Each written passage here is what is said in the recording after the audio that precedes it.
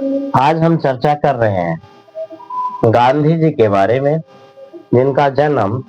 गांधी जी का जन्म हुआ था 2 अक्टूबर 1869 को।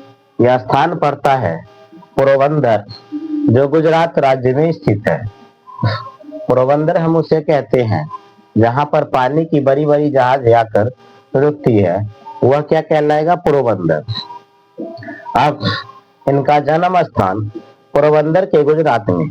पिताजी का नाम इनका करमचंद्र गांधी थे और अच्छे परिवार से बिलोंग करते थे ये। माता का नाम पुतलीबाई और इनके बचपन में मोहनदास करमचंद के नाम से जाना जाता था। और इनकी शादी जो हुई थी 1882 में, यूं कह लीजिए 13 साल के जो अवस्था था, 13 वर्ष की अवस्था में इनकी शादी हुई थी। अब पत्नी की नाम इनका कस्तूरबा गांधी, जो कि उम्र में इनसे 1 साल बड़ी थी, यानी 14 वर्ष की। अब कहेंगे शिक्षा हासिल करने के लिए इन्होंने इंग्लैंड गया था। इंग्लैंड गए थे और वहां जाकर के इन्होंने पढ़ाई किया था, बारिस्ट्री की पढ़ाई, जो 1882 यानी शादी के 1 साल बाद इन्होंने पढ़ाई करने के लिए इंग्लैंड गए थे। अब कहते हैं इनके पास अपना 4 गो औलाद था। एक औलाद का नाम, यानी 4 औलाद में 2 का नाम लाल लगाए थे और 2 के नाम में दास लगाए थे। तो यूं कह लीजिए कि हरिलाल, मणिलाल, रामदास और देवदास, यह 4 उनके पुत्र हो गए।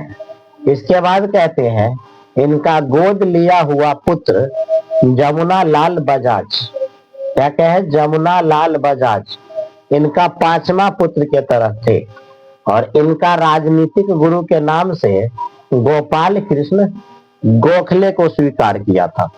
और कहा इनका मुलाकात इंग्लैंड अफ्रीका में हुआ था और कहा, गुरुजी मैं आंदोलन करना चाहता हूं और मुझे आगे का कोई रास्ता दिखलाइए।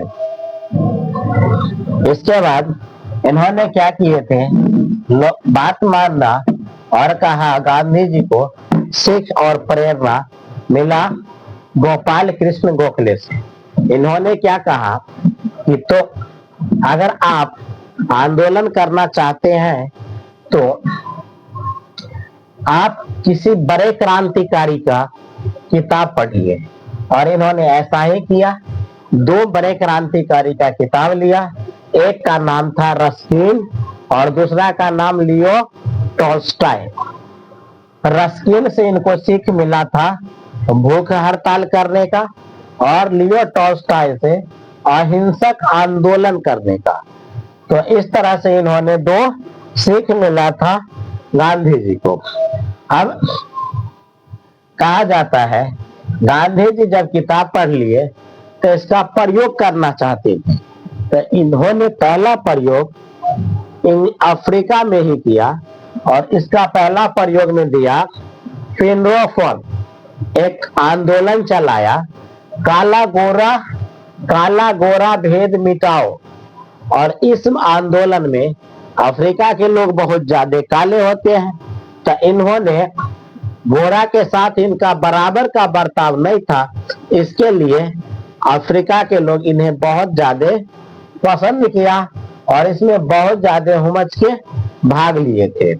इसके बाद अब आ जाते हैं तो भारत में जैसे ही आंदोलन चला, भारत ये आंदोलन इनका क्या हुआ? सफल रहा, क्योंकि पूरे अफ्रीका के लोग इनके साथ हो गए और आंदोलन को अंततः जीत मिला। कोई ऐसा शख्स पहली बार हुआ जो इंग्लैंड की अदालत में, इंग्लैंड के अंग्रेजों के खिलाफ कोई पहली बार इंसान केस फाइल करता है और जीत लेता है।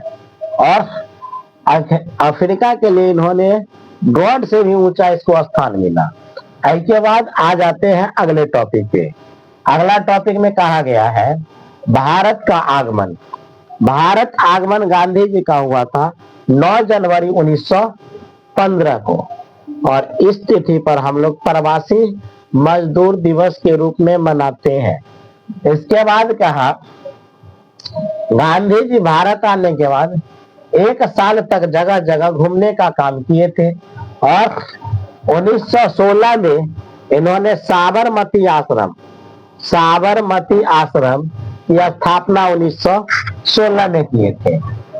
पैसा जो इसमें खर्चा आया था, उन्होंने अम्बालाल साराभाई के द्वारा यह पैसा उपलब्ध करवाया गया था।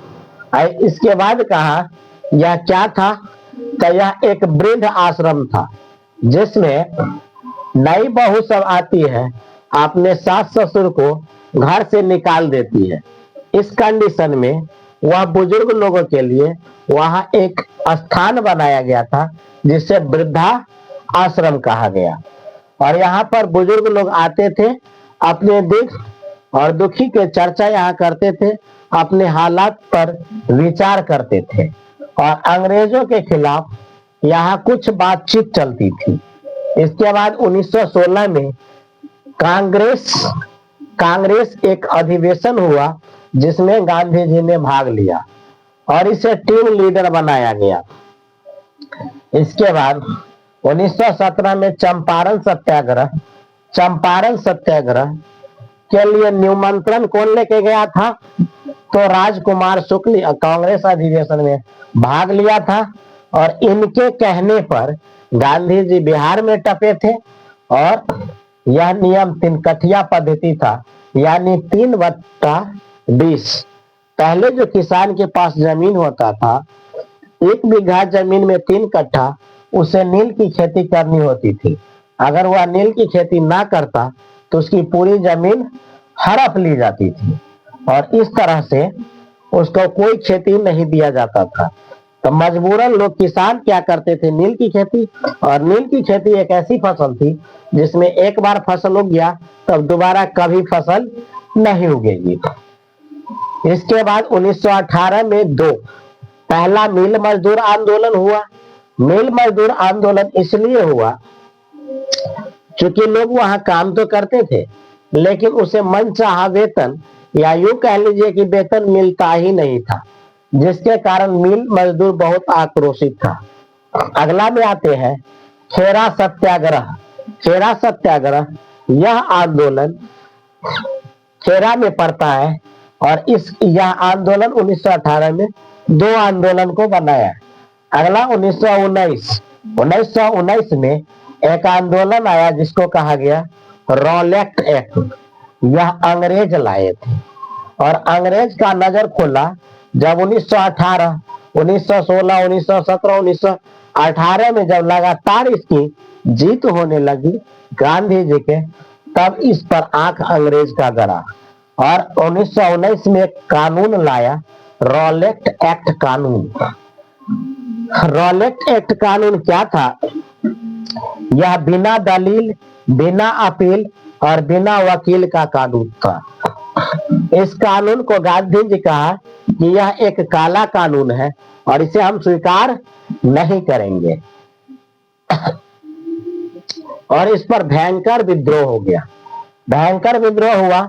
अंततः अंग्रेज को यह कानून, रॉलेट एक्ट कानून को वापस लेना पड़ा और इसके बाद आया कानून 13 अप्रैल 1919 को। इसी बीच एक भयंकर घटना घट गई, जलियांवाला बाग हत्याकांड।